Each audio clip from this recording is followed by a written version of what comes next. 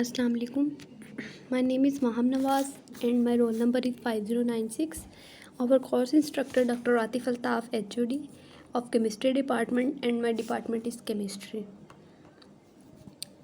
I am here to present the presentation of Organic Chemistry and my topic is Organic Reactions and their mechanism. Kinds of Organic Reactions. Generally we know that के जो reactions होते हैं वो कैसे proceed करते हैं, उसके अंदर क्या क्या होता है, कैसे होता है, उसके कुछ कॉमन पैटर्न्स हैं। जैसे इनमें कुछ पॉइंट्स हैं वो, जैसे इनमें आ जाएगा एडिशन रिएक्शन। एडिशन रिएक्शन जैसे कि नेम शो कर रहा है कि एडिशन मतलब ऐड करना या टू मॉलिक्यूल्स को कंबाइन करना, एडिशन रिएक्शन।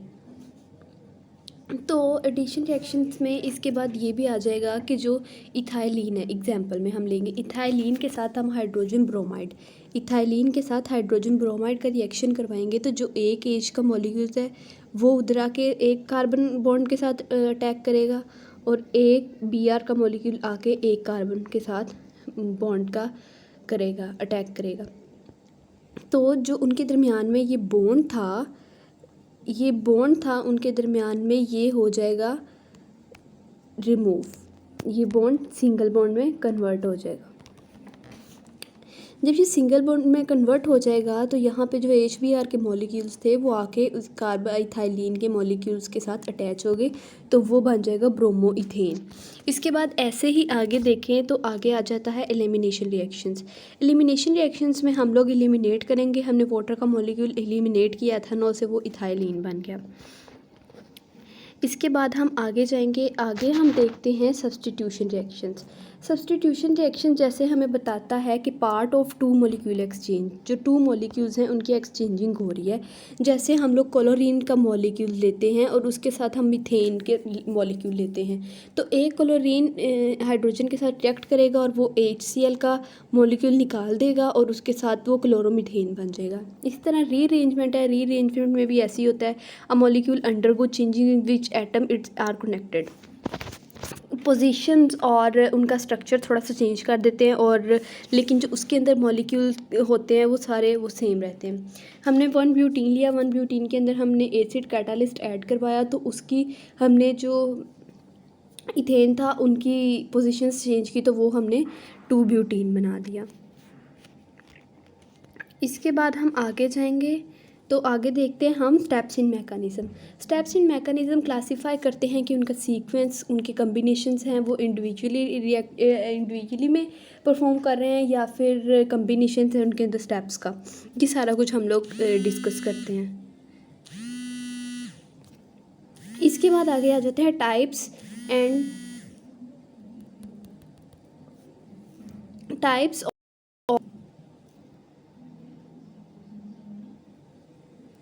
types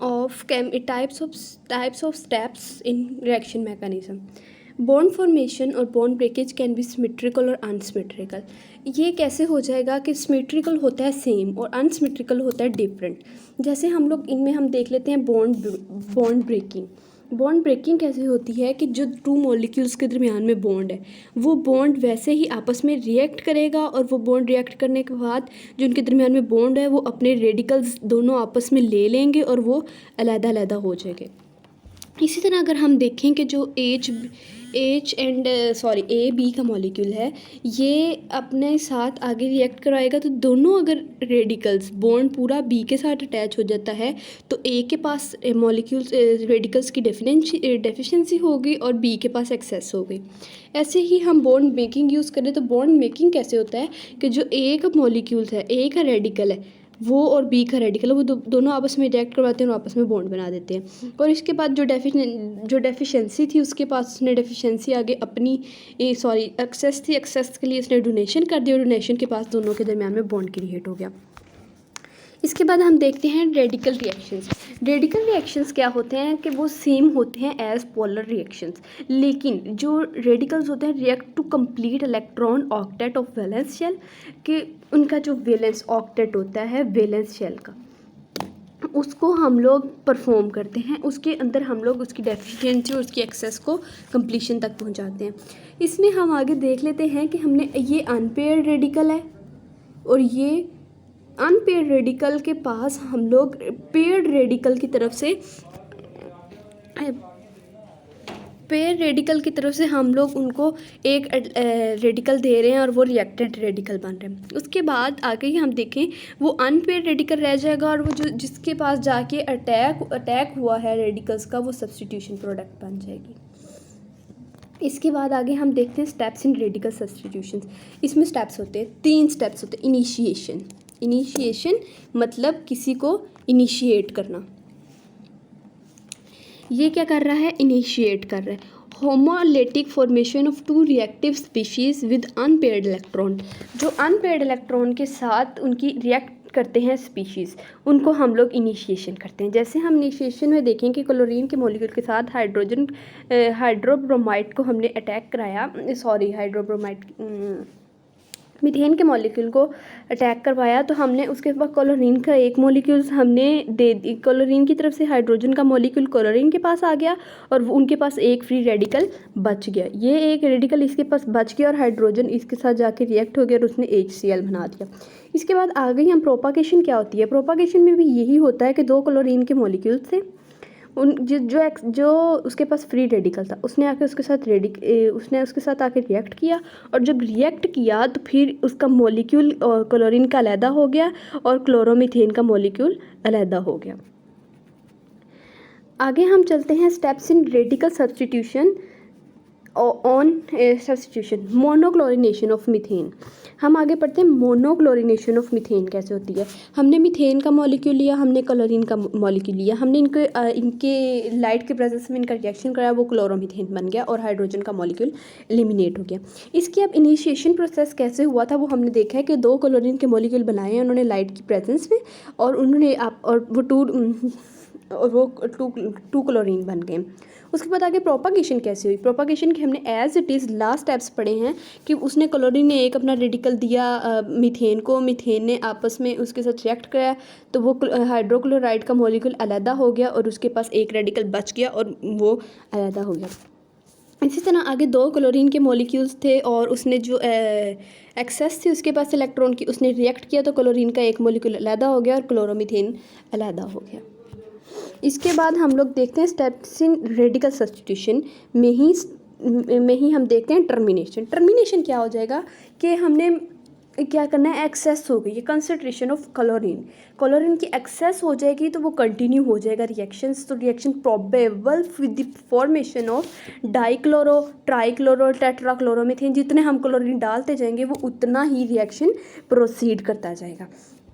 हमने 2 क्लोरीन के मॉलिक्यूल लिए, उसने 2 क्लोरीन बना दिए। अब जो एक्सेस थी उसके पास कार्बन की, और वो क्लोरीन के पास थी, उसने क्लोरीन ने और इन दोनों ने आपस में रिएक्ट करवाया, और रिएक्ट कराने के बाद वो क्लोरोमीथेन बन गया। और क्लोरोमीथेन के बाद उसने जो 2 मॉलिक्यूल्स थे मीथेन के, 2 मॉलिक्यूल्स थे मीथेन के, उन्होंने आपस में रिएक्ट करवाया तो वो दोनों आपस में वो इथेन बन गया। इसके बाद आगे हम करेंगे generalized polar reaction. Generalized polar reaction में क्या होता है, electrophilic poor electron poor species भी होता है। ये कंबाइन होता है न्यूक्लियोफिलिक के साथ। जो न्यूक्लियोफिलिक होता है वो इलेक्ट्रॉन रिच मतलब इसके पास इलेक्ट्रॉन्स होते हैं, ज़्यादा इलेक्ट्रॉन्स होते हैं, और न्यूक्लियोफिलिक के पास इलेक्ट्रोफिलिक के पास इलेक्ट्रॉन की डेफिशिएंसी होती है कि। और जो हम ऐसे ही देखें तो जो इलेक्ट्रोफिलिक है वो लिविस एसिड है और जो न्यूक्लियोफिलिक है वो लिविस बेस है। The combination is indicated with a curved arrow from nucleophilic to electrophilic. इनके कर्व एरो से शो करते हैं, जैसे हम ये एरो देख रहे हैं। ये एरो गया जिसके पास एक्सेस थी, वो एक्सेस से डेफिशिएंसी की तरफ गया है। उसके पास ज़्यादा थे, उसने अपने एक इलेक्ट्रॉन ए को दे दिया और उसने उसके साथ बॉन्ड बना लिया। इसी तरह उनके दरमियान में बॉन्ड बनेगा नेगेटिव टू पॉजिटिव। क्या up to here is a new bond covalent. इनके दरमियान में ये कवलेंट बॉन्ड फॉर्म हो गए। ये जो ये बॉन्ड फॉर्म हुआ है इसको हम क्या कहेंगे, कवलेंट बॉन्ड।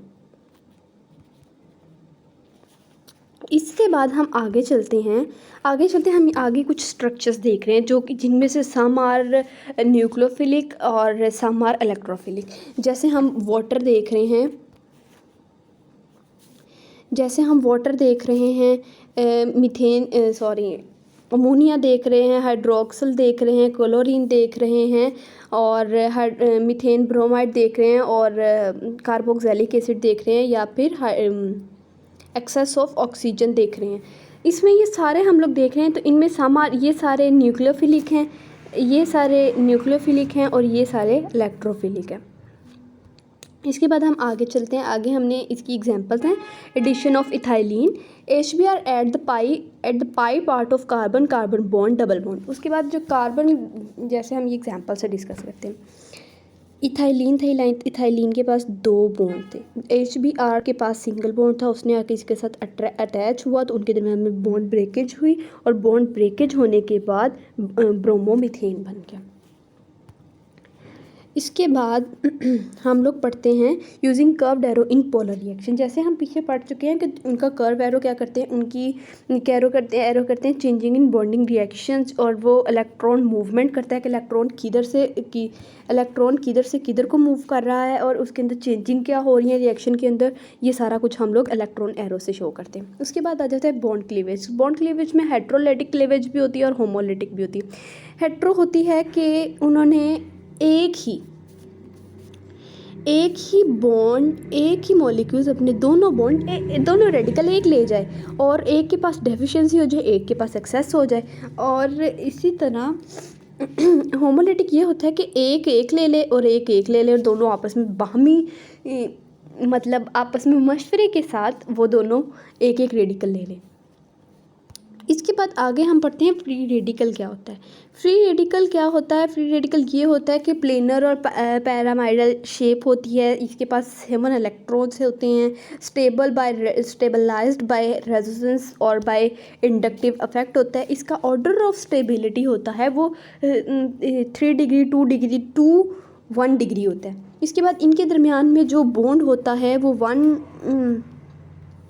120 का होता है और उसके पास the main point is HP2 hybridise carbon होता है और इनका प्लेनर स्ट्रक्चर होता है। sp1 sp2 sp3 हमने पढ़े हैं, उसमें ये जो फ्री रेडिकल होता है इसके पास sp2 हाइब्रिडाइजेशन होती है। उसके बाद आ जाते हैं classification of reagents. Classification of reagent कैसे होती है, इनमें न्यूक्लियोफिलिक रीएजेंट ऐड करते हैं, जो न्यूक्लियोफाइल्स होते हैं वो अटैक करते हैं positive end of polar bond और न्यूक्लियो नोन एज न्यूक्लियोफिलिक। जो अटैक करते हैं कि जो अटैक करते हैं पॉजिटिव एंड से बॉन्ड के पोलर बॉन्ड के और न्यूक्लियस लविंग होते हैं, जो न्यूक्लियस के ज़्यादा करीब होते हैं उनको हम न्यूक्लियोफिलिक कहते हैं। नेगेटिवली चार्ज और electron rich species are nucleophilic. जिनके पास इलेक्ट्रॉन ज़्यादा होते हैं, जो नेगेटिवली चार्ज होते हैं, sometime they are nucleophilic. As it is we have some examples, जैसे कि हम ये नीचे का इसको थोड़ी एग्जांपल्स देख रहे हैं, ये सारी न्यूक्लियोफिलिक के। All nucleophiles are in general Lewis bases, ये सारे लीविस बेसिस होते हैं। इसके बाद हम पढ़ते हैं क्लासिफिकेशन ऑफ रीएजेंट्स की क्लासिफिकेशन होती है। ये क्लासिफिकेशन ऑफ रीएजेंट्स में हम देखेंगे न्यूक्लियोफिलिक रीएजेंट्स जो इलेक्ट्रोफिलिज होते हैं। Attack region of high electron density और electron loving is known as electrophilic. ये सारा ऐसे हम डिस्कस करेंगे कि इनके पास पॉजिटिवली चार्ज होते हैं, उसके बिल्कुल ऑपोजिट इलेक्ट्रोफिलिक होते हैं। और इसके some examples are here, hydrogen, methane, nitroxide, chlorine, bromine, ये सारे इसमें आ जाते हैं। इसके बाद हम देखते हैं types of organic reactions. Types of organic reaction are have some similar properties और different properties. Substitution, elimination, condensation, addition, rearrangement और आइसोमरिज्म, ये सारी क्या होती हैं इलेक्ट्रोड, ये टाइप्स होते हैं। इस टाइप के रिएक्शंस होते हैं ऑर्गेनिक रिएक्शन के। सबसे पहले हम लोग देखते हैं कि SN1 रिएक्शंस। SN1 रिएक्शंस हमेशा स्लो परफॉर्म करता है और उसके अंदर हम लोग कोई भी एक मॉलिक्यूल ऐड करा देते हैं और हाइड्रोक्सिल आयन ऐड करा देते हैं और वो उसकी शेप चेंज हो जाती है। उसके बाद हम लोग ऐसे ही हमने उनकी शेप चेंज की, स्ट्रक्चर चेंज किए, हमने हेक्सेन लिया, हमने उसके साथ एक कार्बन के साथ मोर 4 कार्बन अटैक करवाए और वो उसके बाद उसने फास्ट हाइड्रोक्सिल आयन डाला और उसने अलहदा मॉलिक्यूल्स बना दिए। इसके बाद हम ऐसे ही देखें तो हमने आगे हम पढ़ेंगे SN2 रिएक्शंस। SN2 रिएक्शंस क्या होते हैं? ये बाई मॉलिक्यूलर न्यूक्लियोफिलिक सब्स्टिट्यूशन होते हैं। ये वन स्टेप में स्टेप प्रोसेस होता है। हमने क्या लिया, हमने एक मॉलिक्यूल्स लिया, उसमें से उसने ब्रोमाइड के साथ उसका रिएक्शन करवाया। ब्रोमाइड के साथ रिएक्शन हो गया, उसने हाइड्रोक्सिल आयन को और हाइड्रोक्सिल आयन ने अपना एक आयन इसको दे दिया, मिथाइल हाइड्रोब्रोमाइड को हमने दे दिया। और उसके बाद उन्होंने अपना एक रिएक्शन आपस में स्लो कराया, उन्होंने आपस में अपनी पोजीशंस चेंज की और वो ट्रांजिशन स्टेट पे आ गया जो कि अनस्टेबल थी। उसके बाद उन्होंने रिएक्शन को प्रोसीड किया रीएजेंट डाल के, और उसके बाद वो रिएक्शंस अपनी असली कंडीशंस में आ गया। इसके बाद हम आगे चलते हैं तो हम आगे देखेंगे एडिशन रिएक्शंस। एडिशन रिएक्शंस क्या होते हैं? इनमें कार्बन के साथ कार्बन के 4 बॉन्ड्स होते हैं, उनको हमने अटैच करना होता है, उसकी 4 वैलेंसी पूरी करनी होती है। और उसके बाद इसमें हम एग्जांपल देख रहे हैं बेंजीन की। बेंजीन के साथ हमने वाटर का बनाया तो वो आगे उसकी वाटर की मॉलिक्यूल डाला उसके साथ और वो उसने बना दिया हाइड्रेशन। इसको हम क्या कहते हैं? इसको हम कहते हैं फिनॉल। उसने फिनॉल। एलिमिनेशन रिएक्शंस कैसे हुए? एलिमिनेशन रिएक्शंस ऐसे हो गए कि उन्होंने एलिमिनेट कराया। 2 groups of adjacent atom are lost as double bond formed. और उसके जैसे ये हाइड्रोक्सिल आयन था, उन्होंने कंसंट्रेशन H2SO4 डाली और वाटर का मॉलिक्यूल एलिमिनेट करवाया, तो उन्होंने आगे ब्यूटीन बना दिया। वो ब्यूटीन बन जाएगा और वो हम लोग जो ऐसे ही इनकी जो एलिमिनेशन रिएक्शंस होते हैं इनको हम 3 स्टेप्स में हम लोग इनको करवाते हैं। क्लासेस होती हैं इसकी। E1 elimination 1 reaction, elimination 1 CB reaction, elimination 2 reaction, या हम लोग क्या कह सकते हैं E1 E2 E3 रिएक्शंस। इसके बाद आगे हम आ जाते हैं रीअरेंजमेंट में। रीअरेंजमेंट में हम देखें the migration of a group take place within the same molecules. वो माइग्रेशन हो रही है उनकी, जैसे हमने पढ़ा था लास्ट में कि उनकी रीअरेंजमेंट को हमने लास्ट में पढ़ा था, तो ऐसे ही रीअरेंजमेंट में हो आ जाता है कि वो जो मॉलिक्यूल्स होते हैं वो आपस में माइग्रेट कर जाते हैं सेम मॉलिक्यूल्स में। ऐसे ही हमने यहाँ पे बनाई, यहाँ पे हमने बैकमैन रीअरेंजमेंट की और वो ईथर से उसके बाद उसकी फॉर्मेशन हुई और वो रिएक्ट किया और उसने बैकमैन रीअरेंजमेंट बना दिया।